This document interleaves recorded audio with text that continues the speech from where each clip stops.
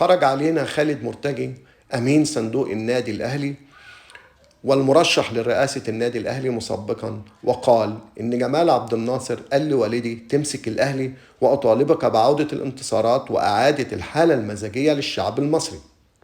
طيب، وإيه رأيك أنت بقى في حرب 67 وقادة 67؟ هل تحسن مزاج الشعب المصري؟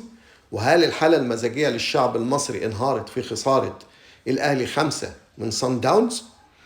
وقال كمان إن حسن حمدي هو أفضل رئيس نادي، بمعنى إنه أفضل من الخطيب وصالح سليم. وقال كمان إن الأهلي سوف يدفع غرامة كهرباء. الأهلي لو دفع غرامة الكهرباء سوف يدخل السجن. ليه؟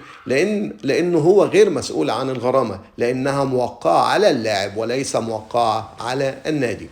انت قلت كمان إن هاني أبو ريدة لم يساعدنا، مع إنه هو الذي جعلك تدخل كأس العالم للأندية سنة 2025، لأن هاني أبو ريدة قال بطل 2022 و2021 يروحوا كأس العالم.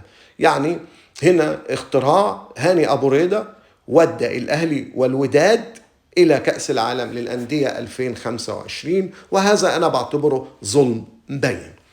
وقال كمان إن من حسن حظ الزمالك إن صالح سليم قرر عدم مشاركة الأهلي في أفريقيا، فجعل الزمالك يحصد 5 ألقاب أفريقية، هي 84 86 93 96 2002.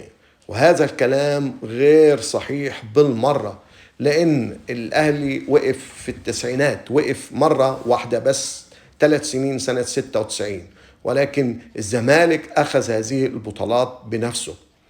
كمان قال إن المدربين اللي اختارهم كانوا مميزين زي كولر ومانويل جوزيه وفايرر، وكان موسيماني على قده، يعني إنه هو ضعيف. وهذا بيثبت شيء واحد، إن اللي كان بيحارب موسيماني كان من داخل نادي الأهلي وليس من خارج نادي الأهلي، زي ما هم كانوا بيقولوا إن الزمالك كان بيحارب موسيماني، وهذا الكلام غير صحيح. خلاصة الكلام هو إن اللي قال خالد مرتجي كلام غير صحيح، ولا يمثل إلا خالد مرتجي، وهذه التصريحات تاريخية غير صحيحة بالمرة.